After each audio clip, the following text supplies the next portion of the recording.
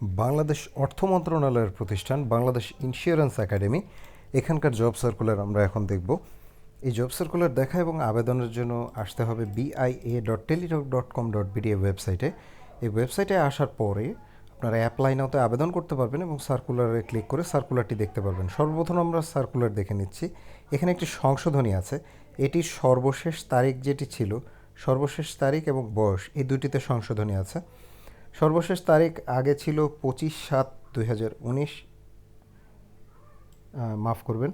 আবেদনকারীর বয়স সীমা এবং জমাদানের শেষ তারিখ হচ্ছে 21/8/2019। এটি অন্য একটি ডেট ছিল, সেই ডেটটি এখন আর কার্যকর হবে না। এখানে সর্বশেষ তারিখ এবং আবেদনের বয়স সীমা 21/8/2019। এই তারিখে সর্বোচ্চ বয়স সীমা হতে হবে 30 বছর এবং আবেদনের শেষ তারিখও হবে 21/8/2019 সন্ধ্যা 6টায়। এবার চলুন আমরা জব সার্কুলারের যে পদগুলো আছে সেটি দেখে নিই। এখানে 3টি পদে বর্তমানে নিয়োগ আছে। সর্বপ্রথমে আছে অ্যাকাউন্টস অফিসার। এটি 9ম গ্রেডের পদ, 22,000 টাকা থেকে স্যালারি শুরু। পদের সংখ্যা 1টি। বয়স এখানে 21শে আগস্ট 2019 তারিখে ন্যূনতম 30 বছর। বিভাগীয় প্রার্থীদের ক্ষেত্রে বয়স শিথিলযোগ্য। শিক্ষাগত যোগ্যতা অভিজ্ঞতা স্বীকৃত বিশ্ববিদ্যালয়তে হিসাব বিজ্ঞানে 2য় শ্রেণীর স্নাতকোত্তর ডিগ্রি অথবা 4 বছর 2য় শ্রেণীর স্নাতক ডিগ্রি অথবা সমমানের সিজিপিএ অথবা এমবিএ ডিগ্রি। হিসাব রক্ষণের অতীত অভিজ্ঞতা অগ্রগণ্য। দ্বিতীয় যে পদ আছে সেটি গবেষণা কর্মকর্তা। এটিও 9ম গ্রেডের পদ। এখানে বয়স সেম। যোগ্যতা যে কোনো স্বীকৃত বিশ্ববিদ্যালয় হতে অর্থনীতি, গণিত, পরিসংখ্যান, লোক প্রশাসন, অর্থ ব্যবস্থাপনা, ব্যবসায় প্রশাসন, মার্কেটিং, হিসাব বিজ্ঞানে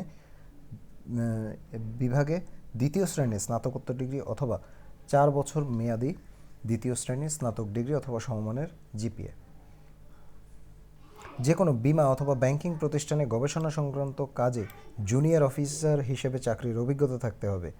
বিআইএ ডিপ্লোমা অতিরিক্ত যোগ্যতা হিসেবে বিবেচিত হবে।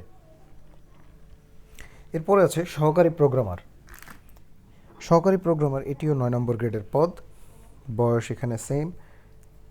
যে কোনো স্বীকৃত বিশ্ববিদ্যালয় হতে কম্পিউটার বিজ্ঞান, পদার্থবিজ্ঞান, ফলিত পদার্থবিজ্ঞান, গণিত, পরিসংখ্যান, হিসাব বিজ্ঞান, অর্থনীতি, ব্যবসায় প্রশাসন এই বিষয়গুলোতে যে কোনো একটিতে 4 বছরের 2য় শ্রেণীর স্নাতক ডিগ্রি অথবা স্নাতকোত্তর ডিগ্রি অথবা বিএসসি প্রকৌশল অথবা সমমানের সিজিপিএ।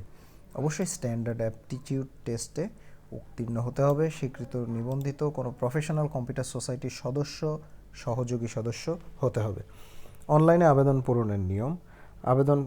আবেদনের সর্বশেষ তারিখ 21/8/2019 সন্ধ্যা 6টা। এখানে উল্লেখ্য যে আগে যে সার্কুলার এসেছিল সেখানে অন্য একটি ডেট ছিল, সম্ভবত 5/8/2019 ছিল। বর্তমানে ডেটটি চেঞ্জ হয়েছে 21/8/2019, অর্থাৎ 21শে আগস্ট 2019 সন্ধ্যা 6টা। এই ডেটের মধ্যে আবেদন করতে হবে। এবারে জানিয়ে দিচ্ছি আবেদনের নিয়মাবলী এবং যে পরীক্ষার ফি বা আবেদনের যে ফি আছে সেটি। আবেদন করার পরবর্তী সর্বোচ্চ 72 ঘন্টার মধ্যে টেলিটক প্রিপেইড মোবাইলের মাধ্যমে এসএমএস করে পরীক্ষার ফি দেওয়া যাবে। আবেদনের সময় 300x300 পিক্সেলের ছবি এবং 300x80 পিক্সেলের স্বাক্ষর স্ক্যান করে আপলোড করতে হবে। এবারে বলে দিচ্ছি আবেদনের যে অন্যান্য শর্ত আছে। আবেদনের জন্য শর্তাবলী এখানে দেওয়া আছে। কোনো যাতায়াত ভাড়া বা এই জাতীয় কোনো কিছু দেওয়া হবে না এবং বিভিন্ন প্রতিষ্ঠানে যারা নিয়োজিত আছেন তাদেরকে কিভাবে আবেদন করতে হবে সেই নিয়মাবলীগুলো এখানে দেওয়া আছে। আপনারা প্রয়োজন বোধে দেখে নিতে পারেন। মূলত এই নিয়মাবলীগুলো মৌখিক পরীক্ষার সময় কাজে লাগে। বিভিন্ন যে পরীক্ষার সার্টিফিকেট, মার্কশিট আছে সেগুলো নিয়ে তারপরে যোগাযোগ করতে হয়, অর্থাৎ তারপরে দাখিল করতে হয় এবং তখন কোনো কিছুতে ভুল বা মিথ্যা প্রমাণিত হলে সেটির জন্যে পরীক্ষা এবং আবেদন সম্পূর্ণরূপে বাতিল হয়ে যায়। আবেদনের ফি 500 টাকা, অর্থাৎ 500 টাকা টেলিটক প্রিপেইড মোবাইল নাম্বারের মাধ্যমে 2টি এসএমএস করে দিতে হবে। এখানে এসএমএসের পদ্ধতি দেওয়া আছে, এটিও আপনারা দেখে নিতে পারেন। আর এই ওয়েবসাইটে আসার পর অ্যাপ্লাই নাওতে ক্লিক করে যে পদে আবেদন করতে চান সে পদে টিক চিহ্ন দিবেন, তাহলে ফর্ম আপনার সামনে ওপেন হয়ে যাবে।